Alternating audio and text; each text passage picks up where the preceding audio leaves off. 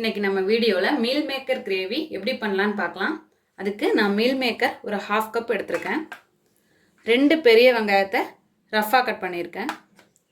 ஒரு பெரிய தக்காளி ரஃப்பாக கட் பண்ணது, 1/2 டீஸ்பூன் தனி மிளகாய்த்தூள், 2 டேபிள் ஸ்பூன் அளவுக்கு மல்லித்தூள், 1/2 டீஸ்பூன் மஞ்சள் தூள், 1 டேபிள் ஸ்பூன் இஞ்சி பூண்டு paste, 1 teaspoon garam masala, 2 table spoon அளவுக்கு தயிர் எடுத்திருக்கேன். தாளிப்புக்கு 2 வரமிளகாய், 2 கிராம்பு, 2 ஏலக்காய், ஒரு சின்ன துண்டு பட்டை, 1/2 டீஸ்பூன் சோம்பு, ஒரு பிரியாணி இலை, ஒரு கொத்து கருவேப்பிலை, உப்பு தேவையான அளவு, எண்ணெய் தேவையான அளவு. இப்போ எப்படி பண்ணலான்னு பார்க்கலாம். ஒரு பாத்திரத்தில் தண்ணி எடுத்து நல்லா கொதிக்க வச்சுக்கோங்க. இப்போ தண்ணி நல்லா கொதிச்சிட்ருக்கு. இதில் மீல் மேக்கரை சேர்த்துடலாம். இப்போ ஸ்டவ்வை ஆஃப் பண்ணிடலாம். மூடி போட்டு ஒரு 15 மினிட்ஸ் அப்படியே விட்டுருங்க, ஊறட்டும். இப்போ 15 மினிட்ஸ் ஆயிடுச்சு. ஓப்பன் பண்ணி பார்க்கலாம். நல்லா ஊறிட்டு இது இன்னொரு பிளேட்டில் மாற்றிக்கலாம். இப்போது பிளேட்டில் மாற்றியாச்சு எல்லா சோயாவையும். இப்போ இதில் பச்சை தண்ணி சேர்த்துப்போம். இப்போ பச்சை தண்ணியில் சேர்த்தாச்சு. இதை நல்லா வாஷ் பண்ணிவிட்டு புழிஞ்சி எடுத்துப்போம்.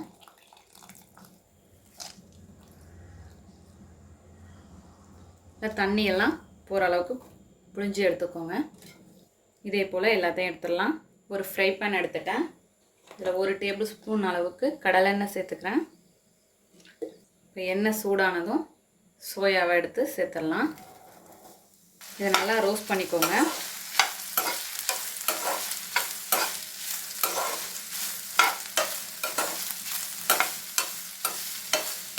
இதோட கலர் சேஞ்ச் ஆகும், அந்த அளவுக்கு ரோஸ்ட் பண்ணிப்போம். இப்போ எல்லா பக்கமும் நல்லா ரோஸ்ட் ஆயிடுச்சு. இப்போ இதை ஒரு பிளேட்டில் மாற்றிக்கலாம். 1 டேபிள் ஸ்பூன் அளவுக்கு எண்ணெய் சேர்த்துருக்கேன். இதில் வெங்காயம்,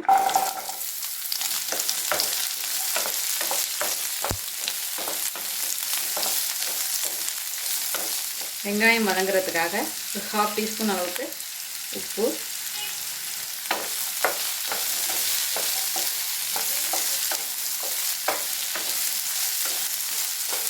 இப்போ பாதி வதங்கிடுச்சு. இந்த ஸ்டேஜில் தக்காளி சேர்த்துக்கலாம்.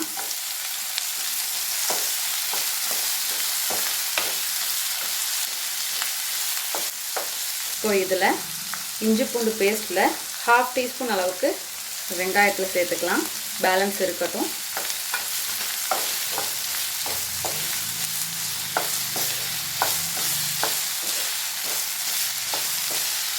பச்சை வாசனை போகிற அளவுக்கு நல்லா வதக்கிக்கோங்க. இப்போ பச்சை வாசனை போயிடுச்சு.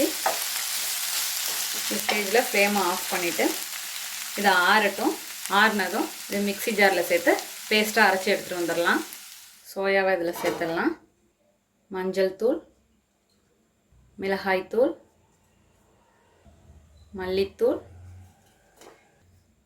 இஞ்சி பூண்டு பேஸ்ட், கரம் மசாலா, தயிர், ஆல்ரெடி வெங்காயம் தக்காளிக்கு உப்பு சேர்த்துருக்கோம். இப்போ சோயாவுக்கு சேர்த்துக்கலாம். இப்போ சேர்த்துட்டு நல்லா கலந்துக்கோங்க.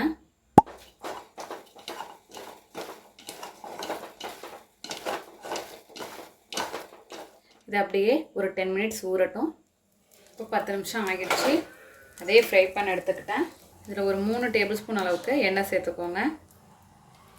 இப்போ எண்ணெய் சூடாகிடுச்சு. இதில் தாளிப்புக்கு தேவையானதை சேர்த்துக்கலாம்.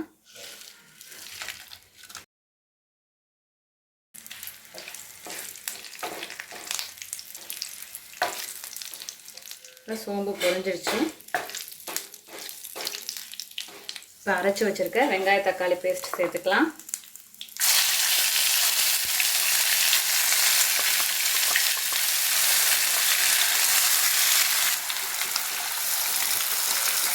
கிரேவி நல்லா கொதிக்கட்டும். மீடியம் ஃப்ளேம்லேயே இருக்கட்டும்.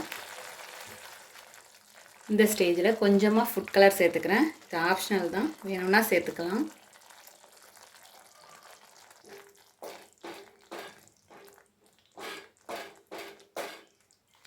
இப்போது ஊற வச்சுருக்க சோயாவை இதில் சேர்த்துடலாம். சேர்த்துட்டு நல்லா கலந்துக்கோங்க.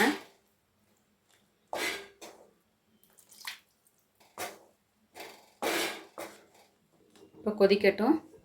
மீடியம் ஃப்ளேமில் வச்சுக்கோங்க. இப்போது மூடி போட்டுடலாம்.